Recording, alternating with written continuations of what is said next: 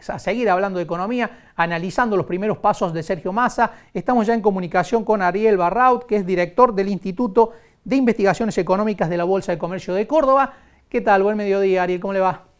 ¿Qué tal? ¿Cómo les va? Buen día. Bien, bien, muchas gracias por atendernos. Bueno, primero la noticia de último momento, ¿no? ¿Cómo ve la designación de Gabriel Rubinstein? Alguien más ligado a la ortodoxia económica que al discurso tradicionalmente kirchnerista, ¿no? Exactamente, bueno, es parte de lo que venimos viendo desde los anuncios de Sergio Massa, este giro como, perdón, a la ortodoxia económica más conocida, digamos, más cercana a los mercados, más cercana a lo que uno esperaría de unas ideas económicas un poco más de centro, quizá también, ¿no? Ujú. Y en ese sentido también la búsqueda de una persona que lo acompañe en la cartera de economía, que sea un economista de fuste, macroeconomista, digamos, para darle sustento precisamente a estas propuestas que por el momento, lo decíamos nosotros también, son propuestas y hay que empezar a ver cómo se desanda el camino de las medidas concretas y si forma parte o no de un plan integral. Seguramente entonces tener una persona que dentro del equipo, que está conformado también por otros economistas, esté más cercano a pensar en un plan integral, puede generar una expectativa positiva o sostener las expectativas positivas que van a seguir de tal manera hasta que se consiga empezar a ver los resultados de las medidas concretas. Ariel, lo que se conoció hasta ahora, lo que detalló esta misma semana Sergio Massa, no conforma un plan, ¿no? Todavía falta desarrollarlo. Es un set de objetivos. El anuncio del otro día tuvimos un conjunto de objetivos, pocos números, muy pocos de hecho, pocas definiciones concretas. eh, y para formar parte de un plan debiera tener un marco general que por lo menos todavía no es explícito. Sí hay una idea de ir hacia un mayor orden de las cuentas fiscales, un orden monetario y también quizás cambiario, y falta que eso se convierta en un plan diciendo a través de cómo se interrelacionarían las distintas medidas sobre las que todavía obviamente no había detalles. Es difícil pedir muchos detalles con pocos días, pero bueno, algún elemento quizá más concreto va a ir ayudando a la interpretación y a las expectativas que se pueden formar sobre lo que puede llegar o no a ocurrir, es decir, si se puede llegar o no a alcanzar esos objetivos declamados. Gran parte Ujú. de ellos son el cumplimiento de las metas acordadas con el fondo allá por marzo de este año. Bueno, eso era justamente a preguntar, ¿no? Porque los objetivos que planteó Massa, uno es un déficit de 2,5, ¿no? Que es lo que está establecido en el acuerdo con el Fondo Monetario Internacional. Pero también habló de que el Tesoro ya no se va a financiar con emisión del Banco Central. Como están dadas las cosas, ¿son objetivos cumplibles? Digamos,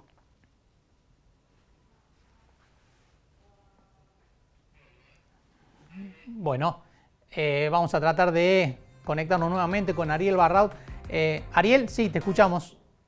sí, perdón, transcurrida ya la mitad del año, para los datos fiscales por lo menos, surge claramente que en lo que queda del año, en la segunda parte, este segundo semestre, tenemos que empezar a ver alguna señal de ajuste por el lado del gasto para cumplir esa meta del 2,5. La meta del 2,5 de déficit sigue siendo un déficit primario importante, no es que va a haber equilibrio fiscal ni mucho menos, es una meta, ¿no? De 3 veces el déficit con el que entregó el gobierno de Macri.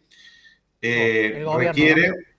Requiere, claro, un ajuste en el gasto, que tuvimos algunas pistas de cómo se va a lograr, a través del ajuste de subsidios, a través de probablemente ajuste en las transferencias a provincias, no a través del ajuste en el gasto en personal, que se congelaría, entonces no va a reducirse, y probablemente tampoco a través de un ajuste nominal en la principal partida de gasto nacional, que son las jubilaciones, pero sí probablemente algún ajuste real, depende de lo que anuncie el miércoles en términos de la movilidad jubilatoria. Claro, un ajuste real sería que los aumentos no cubran la inflación, digamos, ¿no? Para que la gente lo entienda.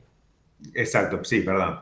Como está la fórmula de movilidad, ajusta siempre rezagado 3 meses o 6, y ese rezago en el contexto de una inflación que sube siempre las deja las jubilaciones por detrás de lo que va pasando en ese momento con la inflación.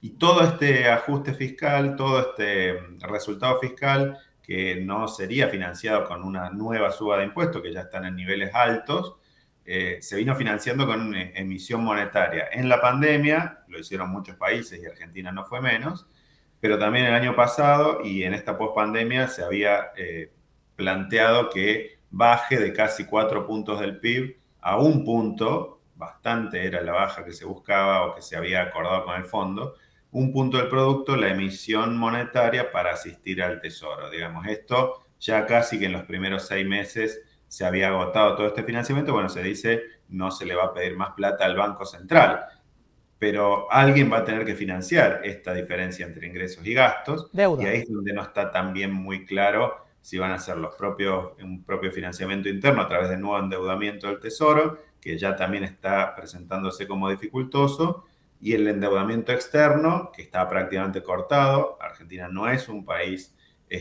creíble, lo muestra el riesgo país, y bueno, ahí también anunció el nuevo ministro la posibilidad de algunos préstamos de bancos internacionales o de fondos internacionales que habría que esperar que se concreten y a qué tasa nos van a pedir para prestarnos Claro, plata, ¿no? qué condiciones establecen, ¿no? Ariel, también, bueno, los dólares son un gran problema, ¿no? La falta de dólares.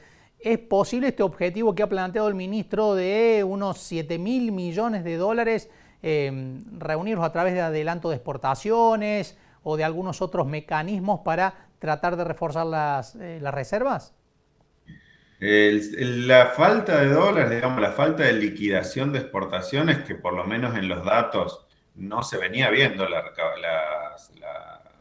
liquidación de exportaciones del campo está en máximos históricos de los últimos 12 años, y se esperaba que sigan liquidándose, obviamente no al nivel que pretendía el gobierno. Se ha frenado porque es un síntoma de que el mercado cambiario tiene muchísimos cepos adentro, el cepo al dólar solidario, el cepo a los importadores y demás, que generan una brecha que todos conocemos entre el tipo de cambio libre o tipo de cambio alternativo en algunos casos, que le llamamos el blue, el del mercado negro, y el oficial.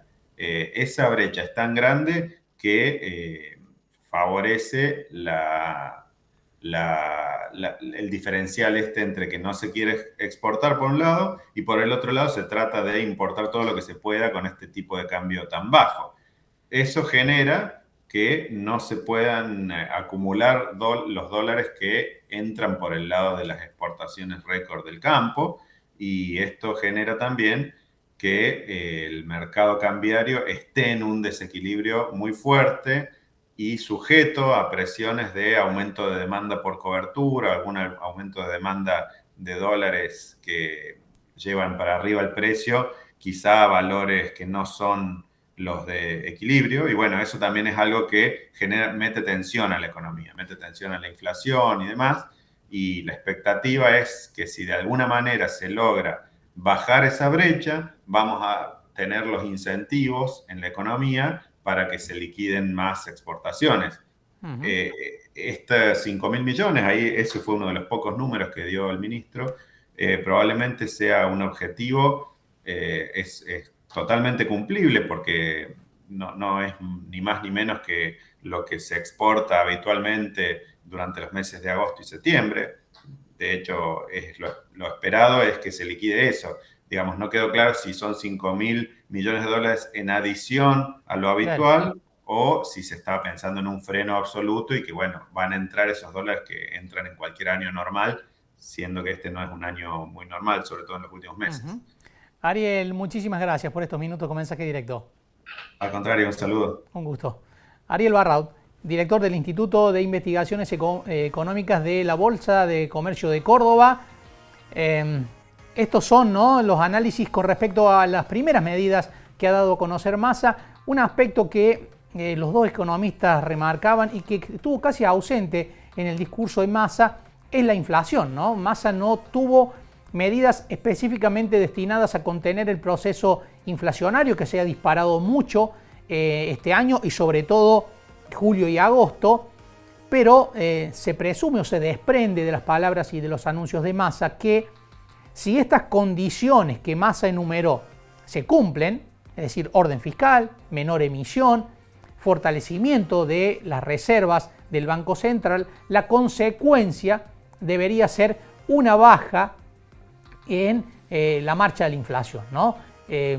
Massa no quiso generar expectativas en el sentido de decir metas de inflación, de establecer metas de inflación, porque no quiere después confrontarse con un incumplimiento y un reproche de ese incumplimiento, sino que dijo que después de julio, cuyo índice todavía no se conoce, y de agosto, que también va a dar una inflación alta, sí vendría una baja paulatina en el índice de inflación, pero sin medidas específicas, ¿no? Lo único que se conoció fue la definición de Matías Tombolini, que es el nuevo secretario de Comercio Interior y Exterior, que señaló que la intención es reflotar precios cuidados, reconfigurarlo, pero sin que necesariamente haya una persecución hacia aquellos que no cumplan. Bueno, la idea de Massa es que este combo de medidas económicas hagan que la inflación vaya reduciéndose paulatinamente.